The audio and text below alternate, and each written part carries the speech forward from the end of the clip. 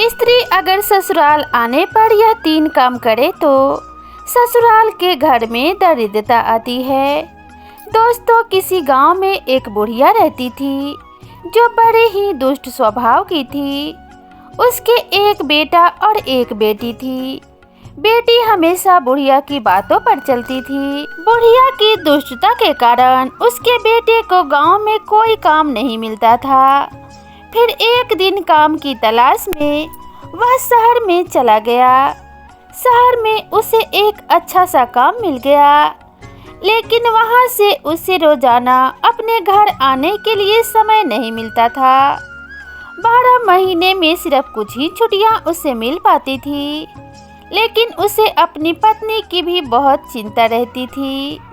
इसलिए जब वह घर से काम करने के लिए जाता था तो वह जाने से पहले हमेशा अपनी माँ से कहता कि माँ, मेरी पत्नी को अच्छी तरह से संभाल कर रखना, क्योंकि मैं रोजाना यहाँ पर नहीं आ सकता हूँ। फिर बेटे की बात सुनकर बुढ़िया ने कहा, बेटा तुम बिल्कुल भी चिंता मत करना, मैं तुम्हारी पत्नी का अच्छी तरह से ख्याल रखूंगी, उसे कोई भी कष्ट नहीं होने दूंगी। उस बुढ़िया ने अपने बेटे को झूठा आश्वासन देकर उसे घर से शहर भेज दिया। बेटे के जाने के बाद बुढ़िया अपने बहू को परेशान करने लगी। इस तरह धीरे धीरे समय बीत रहा था। बहू अपनी सास की आलोचना सुनकर भी चुप रहती थी। चाहे सास बहू को कितना भी कुछ कहती, परंतु बहू उसे जवाब नहीं देती थी, क्योंकि बहू बहुत ही संस्कारी थी और अपनी सास को अपनी माँ जैसा प्यार देती थी। फिर धीरे धीरे समय बीता। एक दिन उस बुढ़िया का बेटा छुट्टी पर घर आया। वह 2 दिन तक घर पर रुका, किंतु उसकी बहू ने किसी तरह की कोई शिकायत नहीं की। फिर इस प्रकार छुट्टियां पूरी होने के बाद जब बुढ़िया का बेटा काम के लिए दोबारा जाने लगा तो जाने से पहले अपने माँ से कहने लगा, माँ, अपनी बहू का ख्याल रखना, यह बहुत ही अच्छी है, आपको बहुत प्यार करती है, क्योंकि मैं रोजाना यहाँ पर नहीं आ सकता हूँ। फिर बेटे की बात सुनकर बुढ़िया ने कहा, ठीक है बेटा, तो चिंता मत कर, मैं तेरी पत्नी का बहुत ख्याल रखती हूँ और आगे भी रखूँगी, क्योंकि यह तेरी पत्नी नहीं, मेरी बेटी भी है। फिर बेटे के घर से जाने के बाद बुढ़िया का ही राज था। बुढ़िया ने बहू को जितना हो सके उतना सताना शुरू कर दिया। खुद उठकर बैठ जाती और बहू से घर का सारा काम करवाती, उसे सुबह जल्दी उठाती, उसके बाद घर का सारा काम करवाती, उसके बाद जंगल से लकड़ी लाने के लिए भेज दिया करती थी।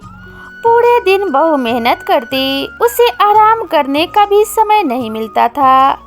वह बुढ़िया अपने बहू को ठीक से खाना भी नहीं देती थी।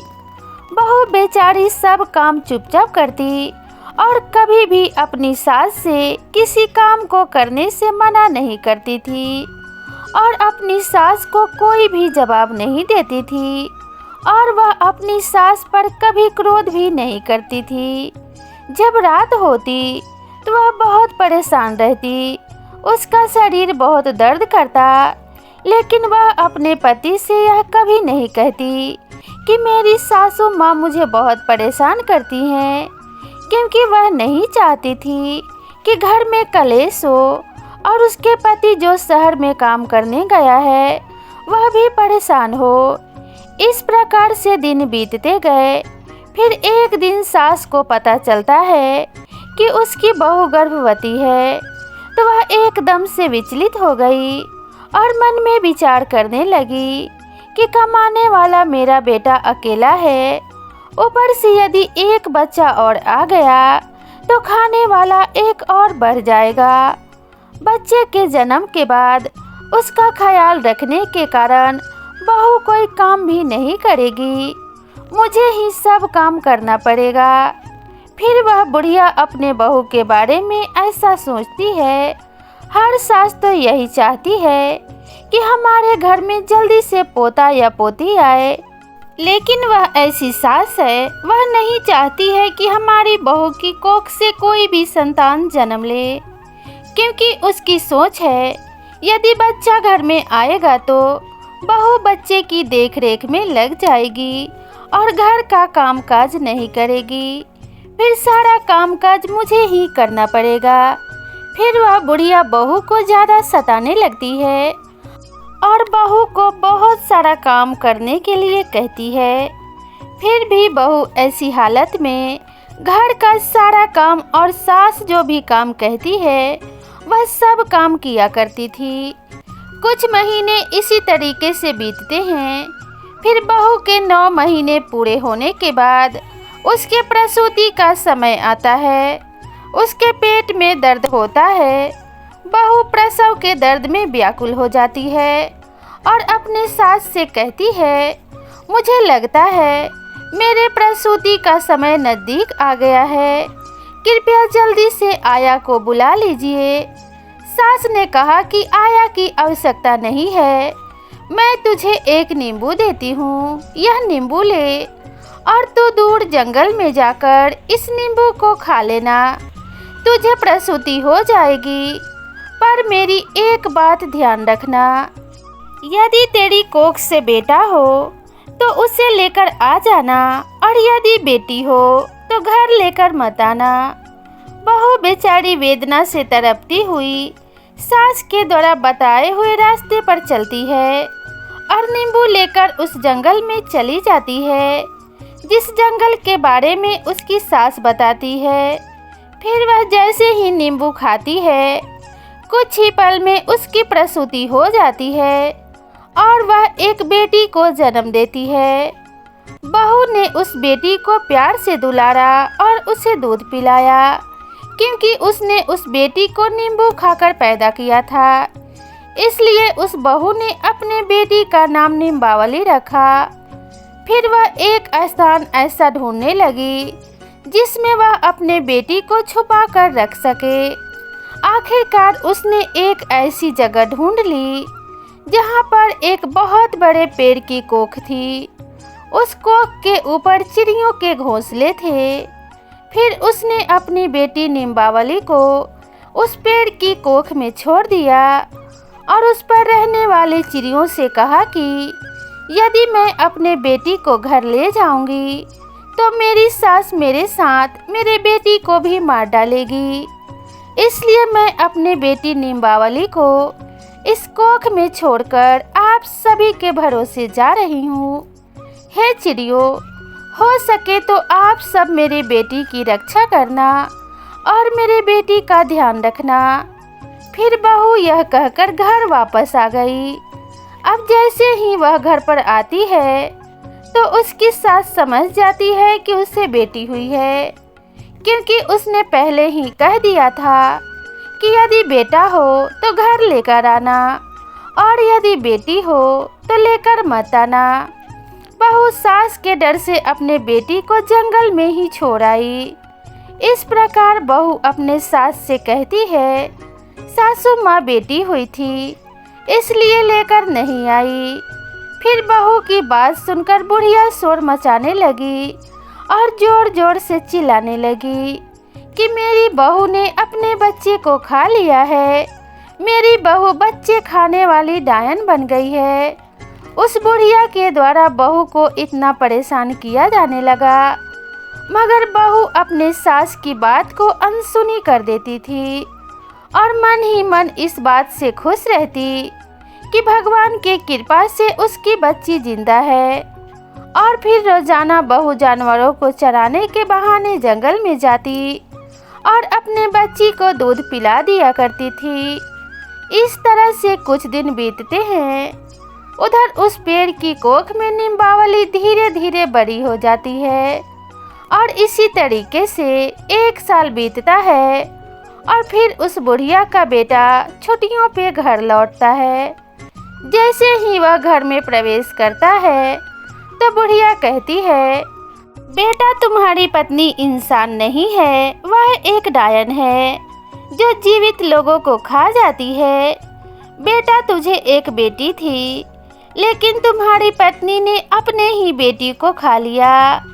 वह बुढ़िया का बेटा अपनी माँ का स्वभाव भली भांति जानता था। उसने समझ लिया कि यह एक साजिश है। फिर उसने अपने पत्नी से उस बेटी के बारे में कुछ नहीं पूछा और उस बहू ने भी अपने पति से सास के बर्ताव के बारे में कुछ भी नहीं कहा। वह नहीं चाहती थी कि घर में किसी प्रकार का झगड़ा हो। बुढ़िया का बेटा कुछ दिन तक घर पर रहता है और फिर वह काम के लिए शहर चला जाता है। इस बीच उसकी बहू को फिर गर्भधारण हो जाता है। बुढ़िया को जब यह पता चलता है कि मेरी बहू फिर से गर्भवती है तो वह बुढ़िया बहुत नाराज हो जाती है और अपने बहू को पहले से भी ज़्यादा परेशान करने लगती है। फिर उसकी बहू दूसरी बार जब 9 महीने पूरे कर लेती है तो उसे प्रसूति का दर्द शुरू होने लगता है। तब बहू अपनी सास को पहले की ही तरह आया को बुलाने के लिए कहती है, लेकिन फिर से उसकी सास आया को नहीं बुलाती है और एक मुट्ठी जीरा लाकर अपने बहू को देती है और कहती है, यह जीरा तुम लेकर उस जंगल में चली जाओ और इस जीरे को खा लेना, तुम्हें आराम से प्रसूति हो जाएगी। लेकिन एक बात का ध्यान रखना, इस बार भी अगर तुम्हें बेटा हुआ तो उसे घर लेकर आना और अगर बेटी हुई तो उसे घर मत लाना। फिर बुढ़िया के कहने पर बहू फिर उस जंगल में गई और वहां जाकर जीरा खा लिया। कुछ समय बाद उसे प्रसूति हो गई और उसने इस बार भी एक सुंदर बेटी को जन्म दिया। और बेटी के जन्म लेते ही बहू पहले की भांति ही अपने बेटी को बहुत दुलारती है और दूध पिलाती है। क्योंकि वह बेटी जीरा खाने से पैदा हुई थी, इसलिए अपने बेटी का नाम जीरावंती रख दिया। और फिर पहली बेटी को जहाँ पर रखा था उसी कोख में जाकर अपनी दूसरी बेटी को भी रख दिया और चिड़ियों से कहने लगी, हो सके तो इसका ध्यान रखना। इतना कहकर वापस घर आ जाती है। उधर बहू के घर पहुँचते ही वह बुढ़िया पहले से भी ज़्यादा जोर जोर से चिल्लाने लगती है और गांव वालों से कहती है कि उसकी बहू ने इस बार भी अपने बेटी को खा लिया है। यह तो चुड़ैल है। मगर इस बार भी बहू अपने सास के चिल्लाने को अनसुना कर देती है। उधर गांव वाले भी उस बुढ़िया की बात पर ध्यान नहीं देते हैं। फिर धीरे धीरे 1 और साल बीत गया। उसका बेटा फिर घर वापस आता है। अपने बेटे के घर आते ही वह बुढ़िया पहले की तरह अपने बेटे से बहू की चुगली करती है और कहती है, बेटा इस बार भी तुम्हारी बहू ने एक बेटी को जन्म दिया और उसको जन्म होते ही उसने अपने बेटी को खा लिया है। उसने अपनी बहू को डायन कहा और कहा कि वह सबसे बड़ी चुड़ैल है। इस तरह उस बुढ़िया की बात को सुनकर उसका बेटा चुपचाप रह जाता है और अपने माँ से कुछ भी नहीं कहता है। उसने अपने पत्नी से कुछ भी नहीं पूछा। फिर कुछ दिन घर पर रहकर जब वह वापस दोबारा काम पर चला जाता है तो बहू तीसरी बार गर्भवती हो जाती है। इस बार भी बुढ़िया अपने बहू को एक आम देती है और बहू उस आम को लेकर उसी जंगल में जाकर खाती है।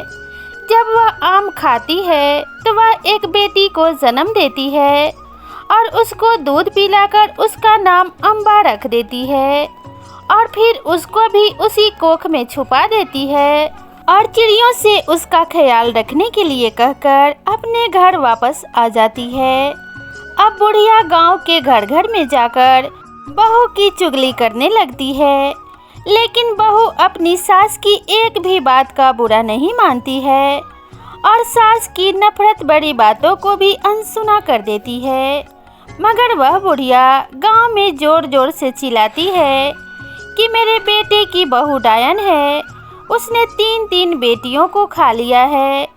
बुढ़िया जिस तरह से शोर मचाती है तो लोगों को भी अब लगने लगता है कि वास्तव में उसकी बहू बच्चे खाने वाली डायन है, तो लोग डर के मारे अपने अपने बच्चों को घर के अंदर बंद करके रखने लगे।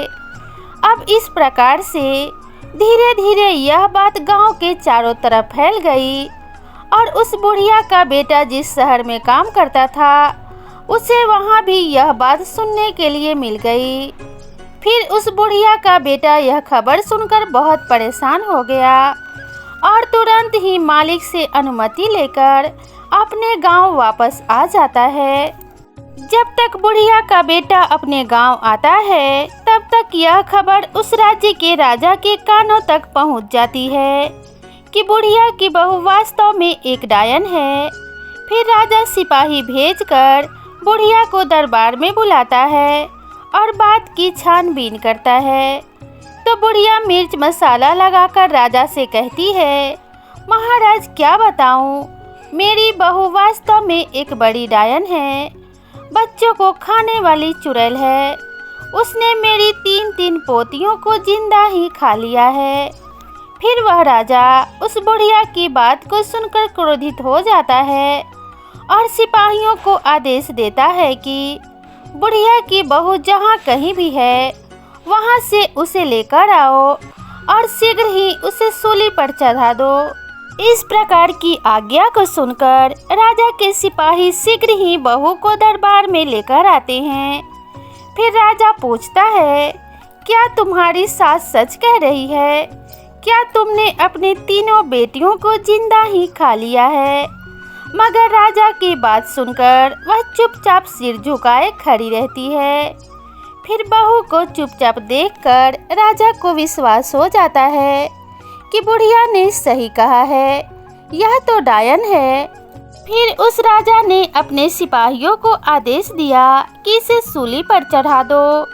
फिर उसे सिपाही लेकर चौराहे पर चले जाते हैं। फिर चौराहे पर राजा और राजा के मंत्री और सेनापति सैनिक सभी इकट्ठे हो जाते हैं। फिर जब बहू को सूली पर चढ़ाने की तैयारी होती है तो उधर उसका पति भी घर पर पहुंच जाता है। जब वह घर पर पहुंचता है तो उसे घर में कोई भी दिखाई नहीं देता है। वह सोचता है कि घर में माँ और पत्नी नहीं है और घर के दरवाजे पर भी ताला लगा हुआ है। तो वह परेशान हो जाता है और पड़ोसी से पूछता है क्या हुआ है।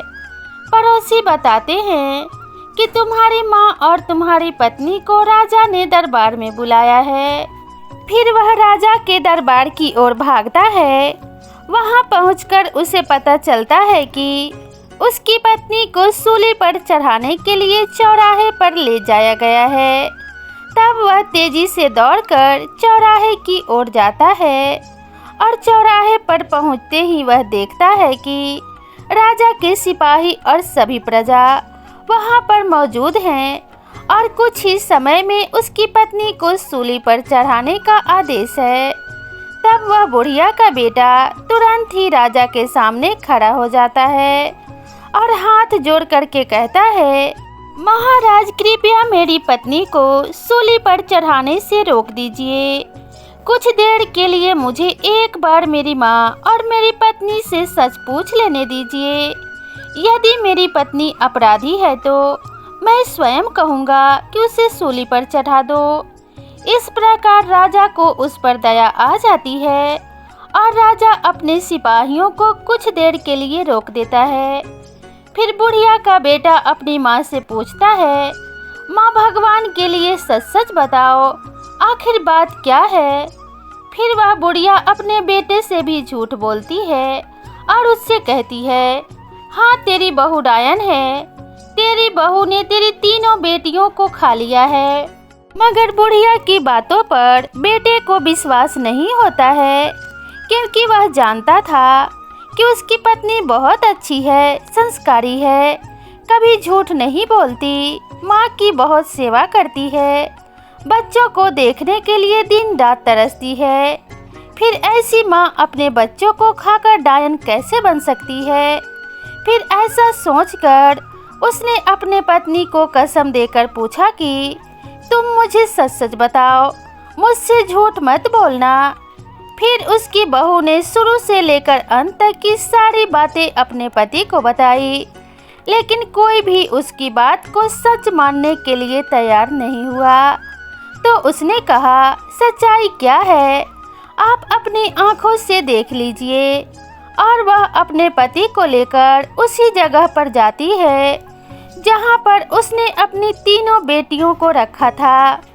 वहां पहुंचकर वह अपने बेटियों को प्यार से आवाज़ देती है। अपने माँ की आवाज़ सुनकर तीनों बेटियां उसके पास आ जाती है और अपनी माँ से लिपट जाती है। इसके बाद बुढ़िया के बेटे को सच्चाई का पता चल जाता है।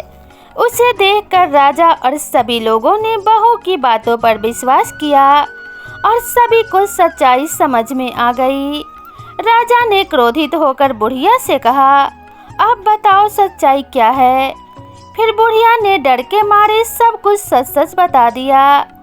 फिर जब राजा ने सच्चाई जान ली तो उसने बुढ़िया को फांसी पर चढ़ा दिया और बहू को छोड़ने का आदेश दे दिया। राजा बहू के संस्कारों को देखकर बहुत खुश हुआ और बुढ़िया के बेटे से कहा, अब तुम्हें शहर में जाने की आवश्यकता नहीं है, मैं तुम्हें इसी गांव में काम दूंगा। तुम अपने पत्नी और अपने बच्चों के साथ हमारे यहाँ खुशी खुशी रहना। फिर वह राजा से हाथ जोड़कर कहता है, आपकी बड़ी कृपा हुई महाराज। और उसके बाद बुढ़िया का बेटा अपनी पत्नी और तीनों बेटियों को लेकर घर पर आ जाता है। वह बहू बहुत ही संस्कारी थी, लक्ष्मी जी की उपासक थी। और फिर वह अपने पति और अपनी तीनों बेटियों के साथ घर पहुंचकर लक्ष्मी जी को याद करके रात्रि में सो जाती है। फिर लक्ष्मी जी उस बहू के सपने में आई और कहने लगी, बेटी तुमने अब तक अपना जीवन गरीबी में काटा है, लेकिन अब तुम चिंता मत करो। आज मैं बताऊंगी तुम्हारे जीवन में गरीबी क्यों आई है। तुम्हारे ससुराल आने से पहले यह घर संपन्न था, लेकिन जैसे ही तुम इस घर में आई और जैसे ही तुमने अपना कदम इस घर में रखा तो इस घर में गरीबी आ गई। आखिरकार इसके पीछे क्या कारण था? लक्ष्मी जी ने कहा, बेटी हमेशा ध्यान रखना, जब कोई शादी के बाद बहू बनकर ससुराल में जाती है और ससुराल में यदि वह 3 चीज़ें लेकर जाती है तो समझ लो घर परिवार में अशांति छा जाती है और उसका प्रभाव उसकी सुहाग पर भी पड़ता है। घर में गरीबी आ जाती है। इसलिए कभी भी यह 3 चीज़ें अपने मायके से ससुराल लेकर नहीं जाना चाहिए। पहली चीज़ है चूल्हा। शादी के बाद रसोई की रस्म होती है। उस रस्म में बेटी मायके से दिए गए चूल्हे का प्रयोग करती है।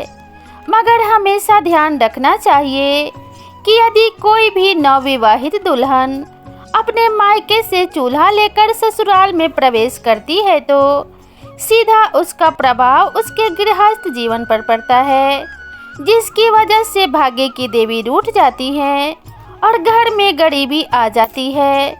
दूसरी चीज़ है नमक। बेटी नमक का काम होता है चीज़ों को नमकीन करना।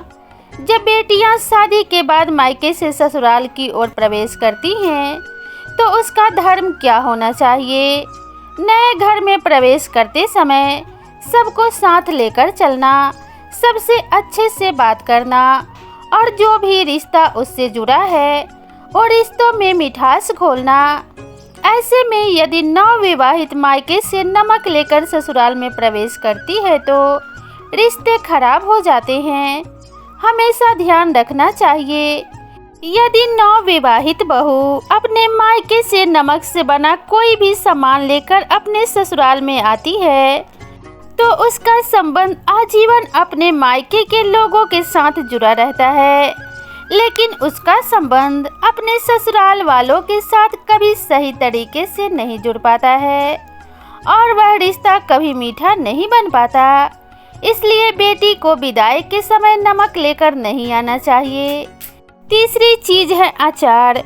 बेटी को शादी के बाद विदा करते समय उसके माता पिता उसके पसंदीदा अचार को बनाकर भेज देते हैं, लेकिन हमेशा ध्यान रखो अचार खाने में खट्टा होता है, वैसे ही वह पति पत्नी के बीच रिश्तों में भी खटास पैदा कर देता है। कभी कभी यह खटास इतनी गहरी हो जाती है कि पति पत्नी में से किसी एक की मृत्यु तक हो जाती है। इसलिए याद रखना चाहिए कि शादी के बाद विदा होते समय अपने मायके से कभी भी अचार जैसी कोई वस्तु नहीं लानी चाहिए। और जब तुम्हारी शादी हुई थी तो तुम्हारे माता पिता ने यह तीनों चीजें ही तुम्हें दी थी, जिसकी वजह से तुम्हारे घर में गरीबी आई और तुमसे भाग्य की देवी रूठ गई। लेकिन तुम्हारे संस्कार बहुत अच्छे थे। तुमने कभी भी अपनी सास को कोई जवाब नहीं दिया। तुम्हारी सास ने तुम्हें सताया, जिसके कर्मों का फल तुम्हारे सास को मिल गया। तुम्हारे संस्कारों की वजह से मैं तुम्हें आशीर्वाद देती हूँ कि आज के बाद से कभी भी तुम्हारे घर में गरीबी नहीं रहेगी और तुम दोनों का जीवन पूरी तरीके से सुखद हो जाएगा।